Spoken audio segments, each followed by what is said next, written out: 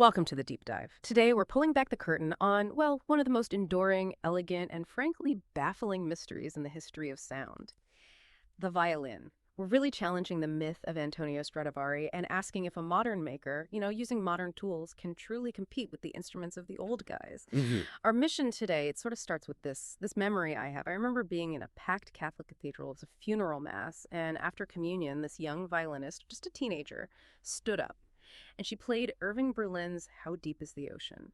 The entire church, noisy, packed, just went absolutely silent. The sound, that clear, resonant voice without words, it was so profound, it felt like the air itself had crystallized.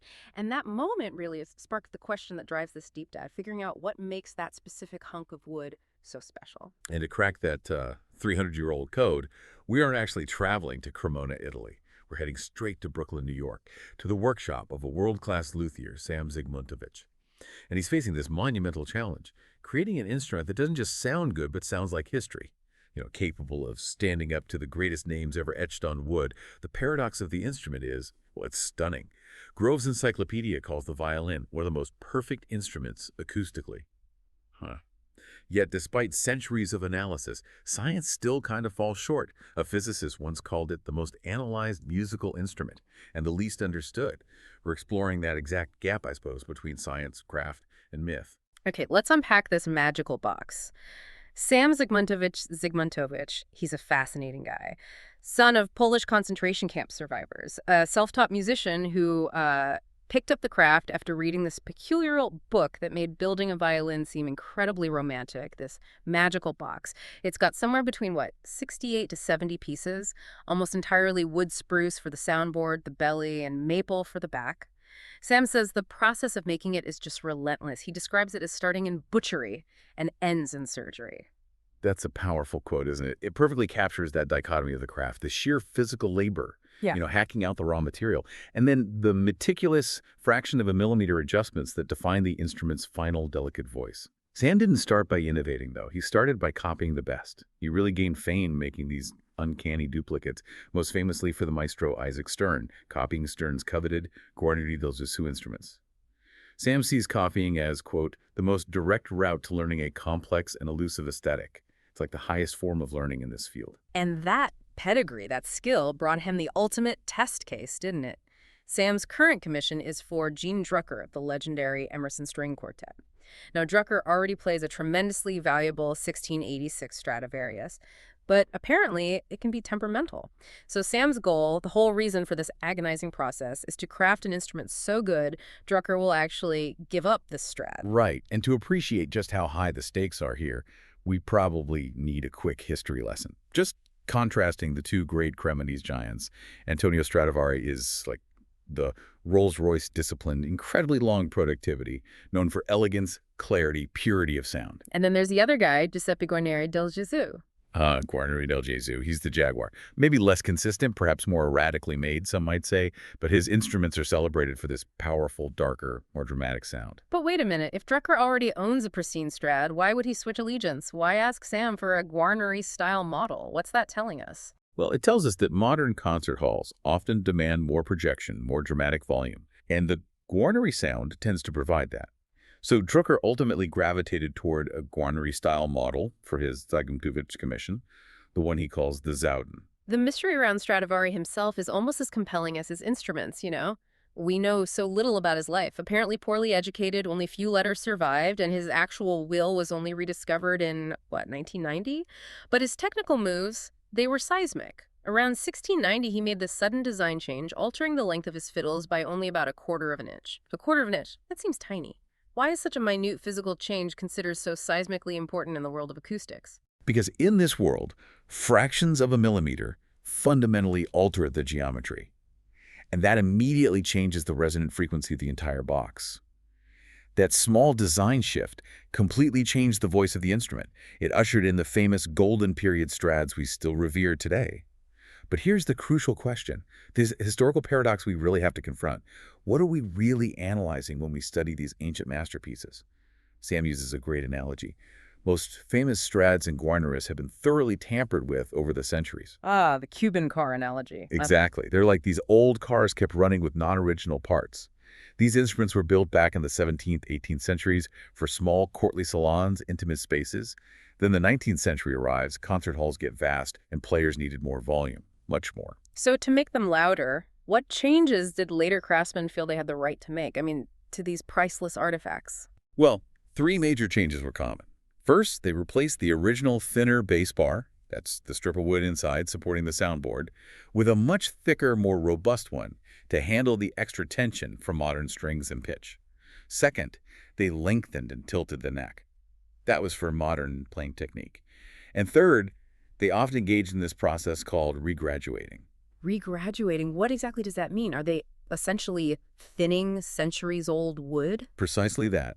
Regraduating means shaving down the thickness of the top and back plates, sometimes quite significantly. This was done specifically to make the plates more flexible and therefore, at least in theory, louder, more resonant perhaps. So when modern makers like Zygmuntowicz study a historical strad, they're often examining subsequent work performed long after the original master was dead. That's a profound realization, isn't it? It kind of challenges the entire quest for the lost secret. Okay, so given that the architecture, the very structure, has been fundamentally changed in many cases, let's shift to the one thing that is still original, the wood itself. Spruce is the universal choice for the soundboard, the belly, because it's supposedly the strongest wood per unit of weight, light yet strong. And then there's the aesthetic and structural necessity of the flamed maple for the back. It's valued not just for its beauty, that hypnotic shifting look, but also for its density and stability. Sam has this huge stock of material worth upwards of $40,000, maybe $50,000, including some maple categorized by his dealer rather amusingly as exhibition piece indeed. Wow. I'm picturing Sam Zygmuntowicz down in Brooklyn guarding this vault full of highly flammable, insanely expensive firewood. The dedication is just extraordinary. It is. And the age of that wood is critical. Newer wood, if you hold it to the light, it's translucent, kind of like a lampshade. But really old wood, like the stuff in strads, becomes opaque. That's due to centuries of oxidation changing the structure. Sam's philosophy, though he doesn't want to make a fetish out of it, is pretty simple. All other things being equal, older is better. Okay, then we hit the point of peak mystery, the varnish. Yeah. Sam is famously guarded about this, right? He says it's like sex or money, a defining characteristic that is nobody else's business. Yeah, that's the ultimate trade secret, supposedly. But what's fascinating here, and maybe counterintuitive, is that the mystery often isn't in that final, colorful top coat. I mean, many famous old fiddles have virtually no top varnish left at all.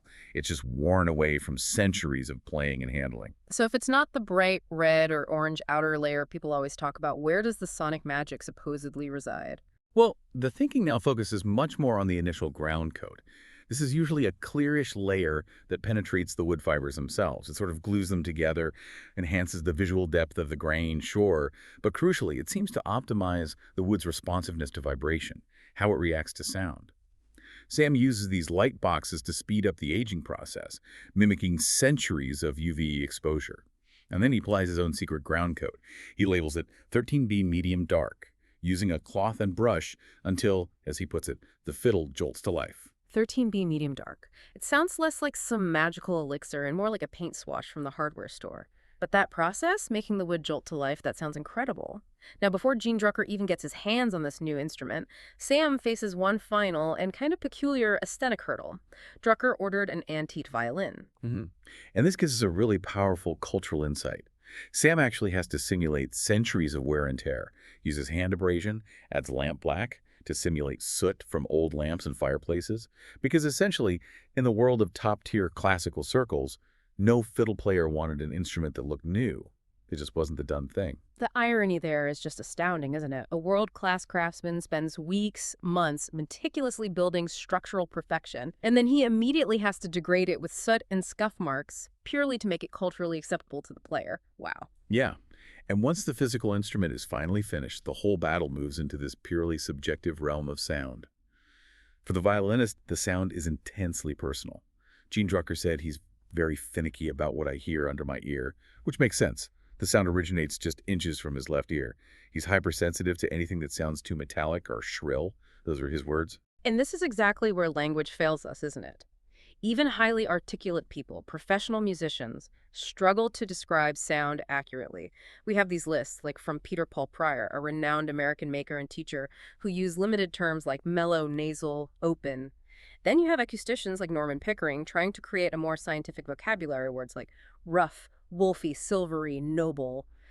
But scientifically, these are all still pretty imprecise because sound is just so deeply subjective and susceptible to suggestion, belief, and myth. Absolutely. And that susceptibility was exposed so vividly in that famous 1977 BBC blind test. Remember that?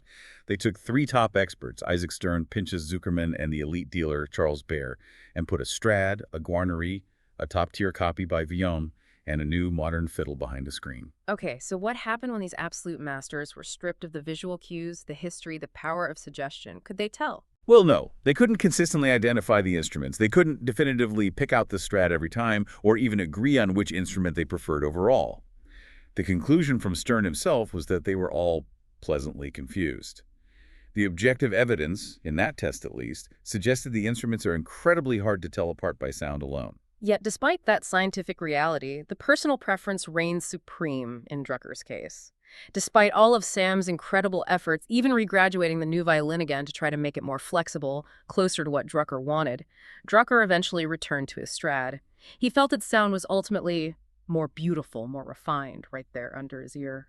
But, and there's a big but, the final answer to the mystery might actually be found in the listener's ear, not the player's. When the Emerson Quartet recorded the Mendelssohn Octet, they did something fascinating. They decided to mix 4 old Italian instruments with 4 Zygmuntowicz instruments. They mixed up the parts first violin old, second violin new, and so on. And apparently listeners, even those who'd followed the whole creation process closely, could not reliably tell the difference between the Strads and the modern Zygmuntowicz instruments on the recording. So after this whole deep dive into the craft, the history, the paradox, the subjectivity, what is the real secret of the Stradivarius? Is there one? The great restorer, Simone Sacconi, after literally a lifetime of intimate study with these instruments, concluded there are no secrets. Only the union of knowledge, research, artistic sensibility, and deep experience. It's an accumulation of expertise honed over decades, centuries even. And Francesco Bisolati, a modern Cremonese master, put it even more simply. The secret is being able to do it. Just the skill itself. Yeah. And Sam Zygmuntowicz really embodies this philosophy. He focuses on meticulous detail, what he calls caring more and more about less and less. That defines high craftsmanship. Though his new instrument ultimately lost the battle for Drucker's soul, let's say, Sam remains pragmatic. He continues to work, knowing that Stradivari looms large. He concedes, I'm willing to yield ground somewhat graciously to Strad. For now. There's always for now. Ultimately, Sir James Beament, who studied the sort of economic reality of these instruments, he concluded that old instruments are incredibly expensive, mostly due to supply and demand, not necessarily superior sound quality overall. But he added that crucial caveat that applies directly to Drucker's choice, and maybe to all elite players. If a player thinks he plays better on such an instrument, he will. Which leaves you, the listener, standing at that precipice of ultimate artistic performance, asking yourself, how much of that perceived perfection depends on measurable physics, the varnish, the wood, the graduation, all that, and how much is purely, profoundly belief? Where does craft end and magic begin?